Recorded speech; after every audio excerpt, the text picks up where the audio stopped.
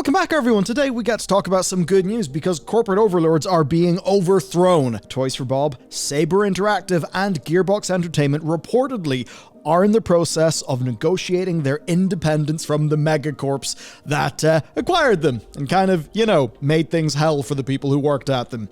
This is really good. This is a different story than what we've seen in the last year because these studios are actually able to go and establish a new future under their own steam. It's a lot to get into, and if you want to make sure that you literally never miss any of the news, check out Bellular.games. Yes, we finally fixed the URL for our own platform, but yeah, over there we publish loading screen literally daily, right, during the weekdays. That's got all of the news stories, all the other things that are interesting but don't quite fit in a video. You'll also get early access to our videos and a bunch of other things. The flip side of that is it is essentially my attempt to make sure that here is sustainable for the long run so that I can increase wages for the team, so that there is more job security, all that good stuff. That is literally the mission. Everyone over there is helping us in a very real, very material way, and we all thank you a hell of a lot. With that said, let's go and talk about things. We got to kick it off with Toys for Bob. Okay, they had layoffs. Now, these layoffs impacted 30 of their 85 staff, and this is a studio that itself was actually very reliant on contractors anyway.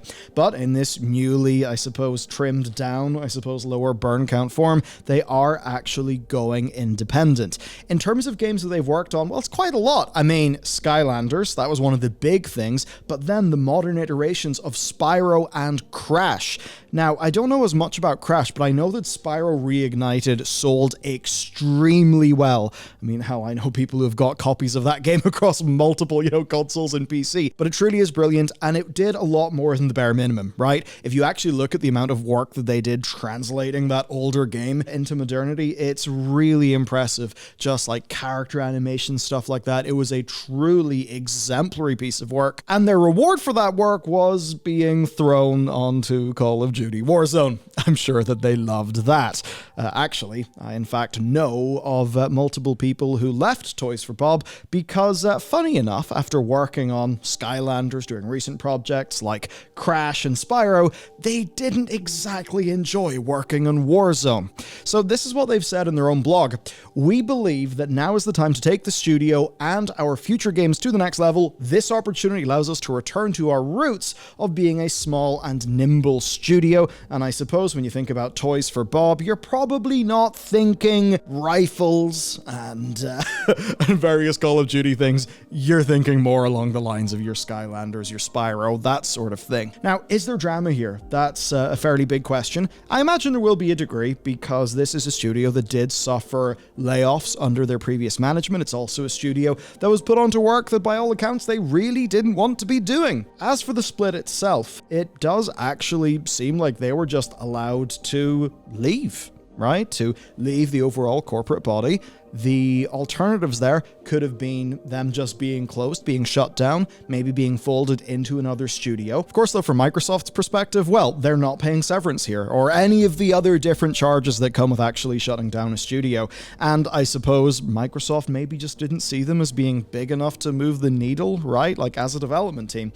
So here's what they said about that, right? To make this news even more exciting, we're exploring possible partnership between our new studio and Microsoft. And while we're in the early days of developing our next game and a ways away from making announcements, the team basically is excited to make new things. Now, this with Microsoft is actually fairly large. I do think it's interesting. Microsoft, they're happy to let them work on things, it would seem, but they just didn't really have a place for them internally. I do find that to be kind of interesting. Of course, the real hopium here, and I admit it could be hopium, we'll have to see, but if they are willing to work with Microsoft, if that's a two-way thing, which it appears to be, well, that does mean access to Spyro and things like that. So many of us would love to see, I mean, I know there's been lots of Spyro since the original trilogy, but effectively a Spyro 4 to continue sort of on where Reignited left things off. Now, you might also be thinking, hang on a second, were they not also making a game for Activision?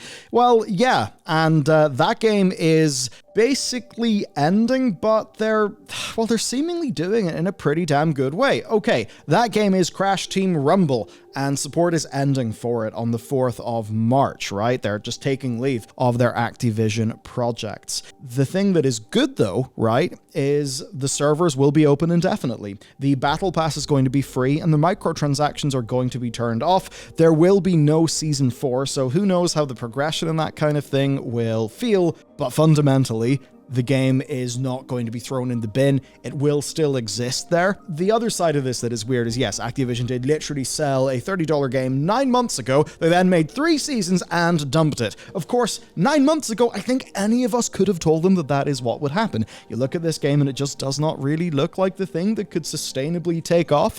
It does question, well, you just question the decision making. I mean, yes, Crash 4 did seem to sell rather softly, but I mean, I would wonder, how did it sell compared to a game like this? What would a new Spyro game sort of be like? That being said, maybe it's just the case that Crash Team Rumble was a case of getting a bunch of those characters, you know, making the gameplay, all of that, being a MOBA-like game. You know, quite replayable, maybe not relying on just the sheer wealth of assets that a full new single-player experience would have actually taken. Anyway, it's not being fully turned off. This is absolutely not the worst way that this could have gone, but it is pretty clear, like, you know, with those weird mid-budget live services that companies kept on doing that almost to a T just fell face first, either with like their first, second, or third season. This is just yet another game that followed that trend, which is weird.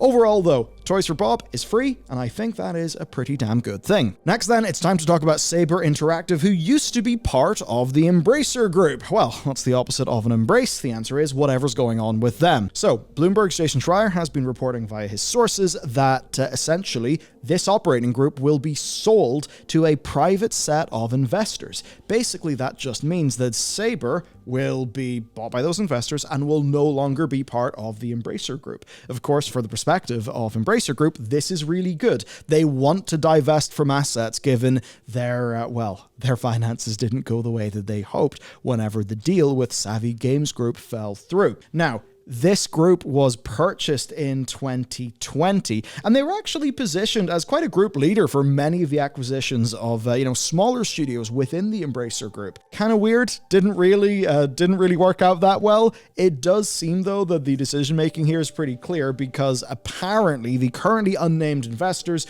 are willing to pay $500 million, which actually, when you think about some of the IP and the quality of some of these teams, you could see that as a steal. Kind of surprised me, but there is actually working on a fair few games that I'm pretty interested in. So let's actually go through that. They've been a support studio. They've done work for hire stuff, but internally, well, there's World War Z, which actually, I think it was on the Epic Store on PC, but the World War Z game actually did really well. And the pretty damn impressive, enemy crowd tech from World War Z seems to be being folded into Space Marine 2. I'm very happy that Space Marine 2 exists, but also, of course, the Mud Runner, Snow Runner series as well, so they have worked on some really good stuff. So immediately they will have some fairly, decent franchises, the likes of Space Marine 2, which could be, I would hope anyway, a fairly large game, but also they do have some notable contracts. As an example, Star Wars Knights of the Old Republic, right? The remake of that apparently is to remain with Saber Interactive rather than being passed back with, Embracer Group. Overall, if you're wondering why any of this is happening, honestly, the reasoning is just really damn simple here. Embracer wants to reduce its operating costs and it wants money.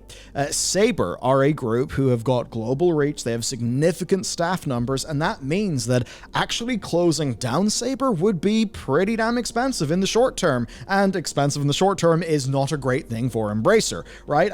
This deal actually leaves 3,500 developers now, working for this new privately held company, assuming it all goes through. So yeah, that's 3,500 people, I suppose. Otherwise, they could have had some pretty damn deep cuts, maybe some studio closures. That being said, who's to say that this new management will also not just decide, decide to do some headcount reductions. I mean, I do think that broadly this is good. This is less consolidation. Of course, Embracer Group has been the ideal example of consolidation being bad. When it's good, the idea of consolidation is, you can kind of put your powers together.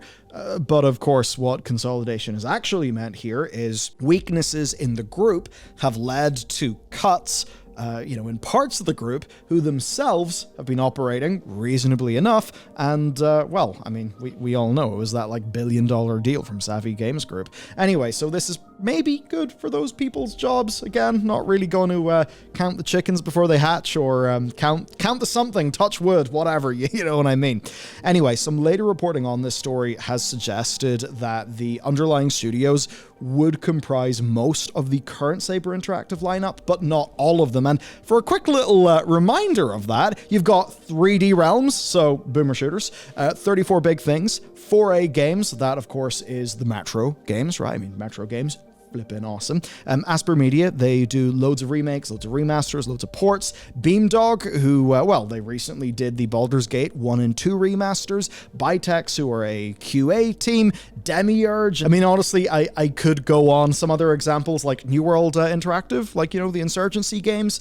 There's them. There's Snapshot, who made Phoenix Point, which is the spiritual successor to XCOM from Julian Gollop that I really actually thought was pretty damn great. Of course, Tripwire, if you like your Killing Floor, your Chivalry 2, etc., right? Basically, they have loads of studios. Studios that, of course, over the last year, in many cases, did see an impact, right? They did see layoffs. These teams were cut back fairly frequently as Embracer Group tried to fix their finances. And I suppose who knows what would have happened if they were still as a part of that group in this year. Maybe there would have been deeper cuts. I mean, the numbers certainly say that 2024 is not moving in a better direction than 2023. And just for the final bit of analysis in this one, many of these companies were actually not under Saber Interactive whenever Saber was acquired by Embracer. Essentially, Embracer just kept on gobbling up studios and then putting them under this group, right? And at that time, it really seemed that, come on, money was cheap, right? Look at what those interest rates were. Embracer was in full growth mode. And really, it just seemed to be that they wanted to capture a hell of a lot of the games industry, take a, cut of those profits, skim it off, and be happy, right? It's almost as if the principle was that if they just had loads of moderately successful studios making AA games, then they'd probably be able to fund the whole group. But of course, money fell through, investment environment changed, those plans changed, and now, as with what we're seeing in so many parts of the industry, if it's not a almost guaranteed success, it is being cut. I mean, that's even to the degree where we are cancelling shooters made by Respawn Entertainment. And yes, that's Electronic Arts, that's a different story than this one, but still, you would think a Star Wars FPS from Respawn is the sort of thing that you should be able to make make a bit of a profit on. So even that is apparently too risky for the way the modern industry is just being right now. For Saber then, they're emerging from their time under the Embracer Group. They're definitely battered and bruised. They have got significantly less developers than what they maybe had last year. It's not all going to be smooth sailing, but it won't be under Embracer. They're under their own steam. If they get their own finances right, maybe they will be sustainable. And with so many studios, many of whom are really strong, maybe Embracer's original vision of just having plenty of happy, decent AA games, maybe that is actually something that can be pulled off under their own leadership.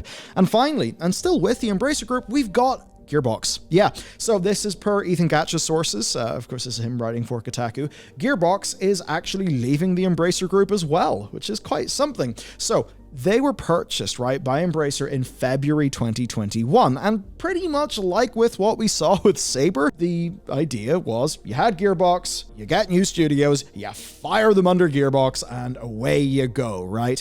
They would essentially be an arm of the Embracer Group with several subsidiaries under them. Those included Perfect World Entertainment, of course, the Risk of Rain IP. I mean, come on, Risk of Rain 1, an amazing game for people, I believe, who were just out of university. Shockingly good. Then Volition, which of course, was shut down after the financial failure of the latest Saints Row outing, which, I mean, it really did seem to just be a misfire, right? I mean, how else do you put it? Anyway, Gearbox was broadly kept a bit separate by Embracer. They were kind of acting as their own standalone entity, and that does mean that they were one of the clearer candidates for divestiture In fact, reports last year were even suggesting that. So what's happened now is that, of course, Randy Pitchford, he was more of a character in the earlier days of this channel, around 2018, but he's still back, he's still here. So he was doing a town hall meeting with staff that was passed along to Kotaku by people who were there, and basically the future of the studio, he says, has been decided, and it will be revealed next month. Whatever that means. We all know that Randy does love a good magic trick. Anyway, at least so far, we're pretty sure that what Randy's going to pull out of the hat won't be, a big message saying, sorry, none of you have jobs. From what we understand, well, what Kotaku understands, and, via their sources who they've talked to, supposedly the decision has been made to sell the company to somebody else. And the implication is that it's a third party rather than Gearbox basically financing their own independence. So who knows where they're from, but Randy has clearly put the pitch in Pitchford and secured some money. Now, Gearbox has been, at least it seems, quite a bit less publicly impacted by the cuts that have happened at the Embracer Group, right?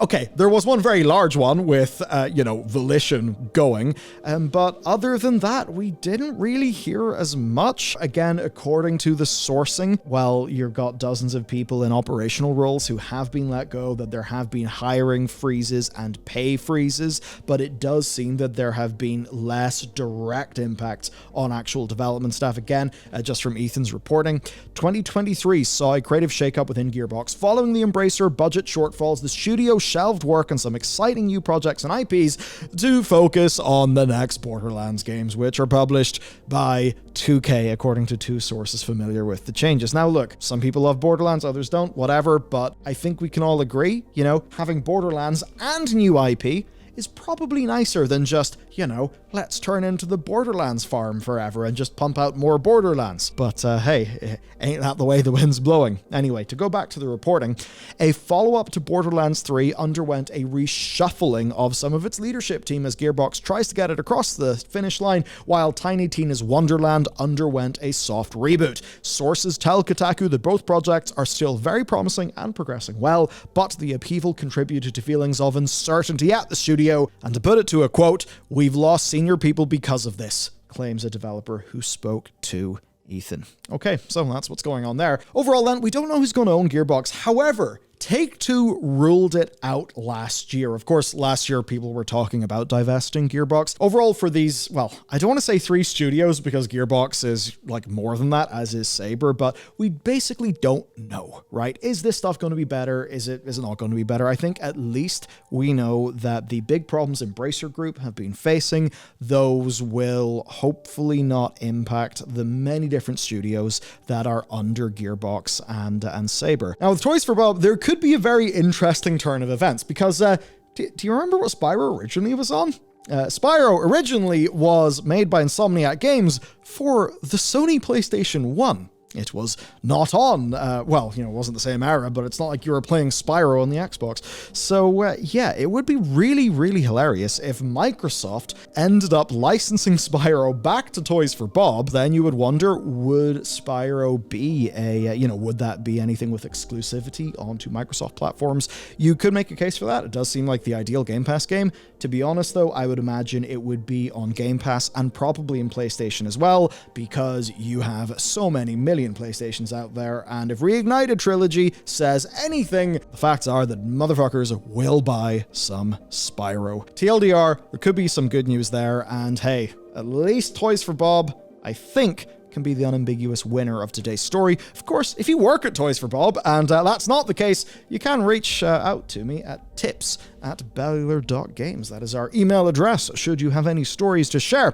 Anyway, that is it for today's video. Of course, if you want to go and check out the latest edition of Loading Screen, which will have been posted probably an hour or two before you see this video, because we post Loading Screen 5 days a week. You can check out Loading Screen over on bellular.games, and over there, that is the single best way to support what we are doing. And look, absolutely for me, it is into the basic health of the company and security of the team. That is my number 1 goal in 2024. That, and I think the number 2 goal, I'd say it's a close second, but you got to protect your people first. At a close second, it is obviously upgrades to the show. We've already made a few, different lens. This is looking a bit more snazzy, and a few little behind the scenes things that are just really helping, like me, at least in my capacity, as a part of the team that makes this show do my stuff better, and I think it's having good results. Okay, that's it from me. Enough rambling. Thank you for tuning in. I will see you next time.